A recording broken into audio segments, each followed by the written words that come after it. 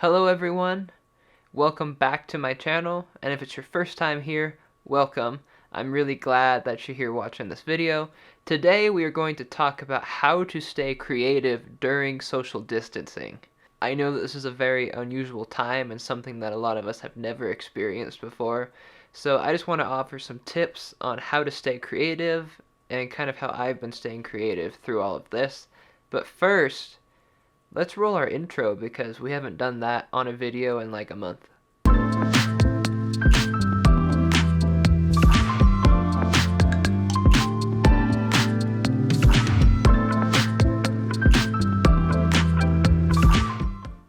How do we stay creative during this unprecedented time? I know that for many of us, we're used to going out and recording videos or taking photos of landscapes, hanging out with friends. Maybe we're used to going to work every Monday to Friday, and instead we've been home, or for many of us, myself included, we've lost our jobs.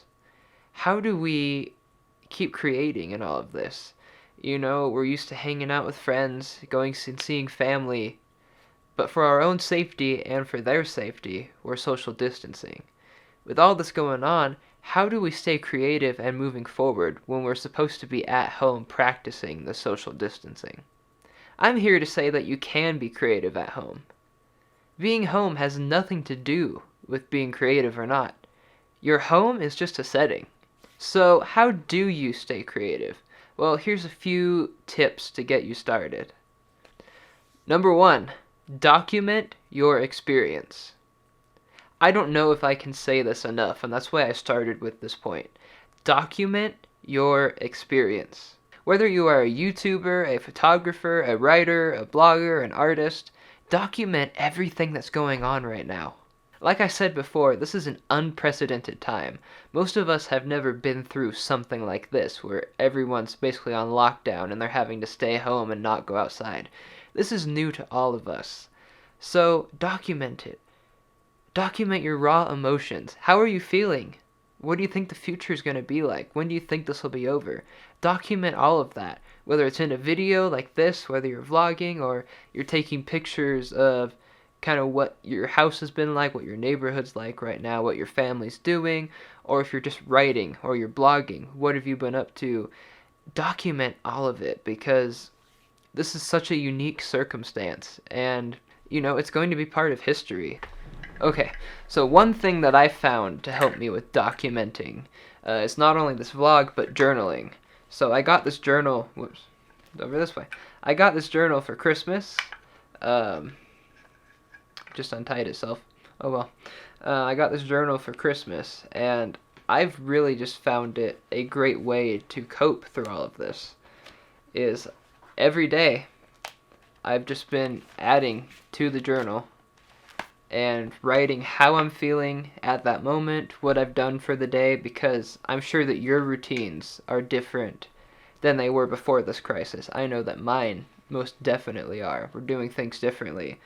I've just been documenting all of that in this journal so that I can look back on it and see what I did every day, what it was like, and how I felt about that. So journaling is just a really great way to document your experience. Don't judge. I am literally taping my notes to the bottom of the camera. Do not judge me. Okay. You know, with everything that's going on, we're very tempted to be glued to technology, just scrolling through social media nonstop, watching videos nonstop. But take a moment. Even if it's just 5 minutes, just take a moment and disconnect from social media. Take out a journal or just pen and paper and write out your thoughts. It's very therapeutic, and I really just can't recommend it enough. I mean, it clears your mind, it helps you focus, and whatever you come up with, don't be afraid to use it. If you're going to vlog to a camera instead of a journal and document your experience, I'll put it on YouTube, or post what you wrote on a blog, or take photos like I said. Starting is all it takes. Okay, so my second tip for staying creative is to find inspiration. If you're feeling uninspired to create, there are always new ways to find inspiration. Watch YouTube videos and read blogs from smaller, lesser known creators who are going through the same things that you are. See what they're talking about, see what they're writing about, see what they're taking photos of, because chances are you can do these same things too from your home or your neighborhood. I mean, really, you'll be so surprised at how many people are feeling the same way that you are. Feeling uninspired or feeling unsure about the future. That's how I was feeling before I did these videos. I was inspired to start vlogging by watching YouTube videos, other YouTubers who were starting to vlog their social distancing and encourage other people to just vlog at home. I didn't know if I wanted to do that. I thought maybe it would be too boring for people to watch. But I guess I was wrong, because the whole community has really been coming together and supporting each other. And I just thought that was great. So I took inspiration, and hopefully some of you will take inspiration from this video as well. My third tip is to collaborate with someone else. And I know what you're thinking. Collaborate with someone? We're supposed to be social distancing. We're supposed to be staying at home. Well, it's the 21st century. Just because you're home doesn't mean that you can't collab with someone else. We have video chat, like Skype, we've got Discord servers, we've got social media, and we've still got cell phones. There are so many tools available to us to make collaboration without leaving the home entirely possible. Maybe you decide to reach out to someone and make a video together, whether it's through Skype or recorded separately and it's just edited together, or maybe you're a writer and you want to do some word sprints to see, just to stay motivated, just to stay on track. Hey, for the next hour, the two of us, we're going to each try to write 1,000 words, just doing word sprints. Or for the next 5 minutes, write as much as you can, go. And then at the end of that 5-minute timer, you report your word count, just to stay motivated and encourage each other along. Or maybe you're a photographer and you want to do a photo challenge or an editing challenge with someone else. There's so many opportunities. I mean, the possibilities really are endless here. Just don't be afraid to reach out to someone that maybe you admire, or just someone that you know of who's just like you and has the same interests that you do. Just don't be afraid to reach out and see if they're willing to collab, and hopefully that will inspire your creativity as well. For my fourth tip, learn something new. The internet is full of tutorials on anything and everything.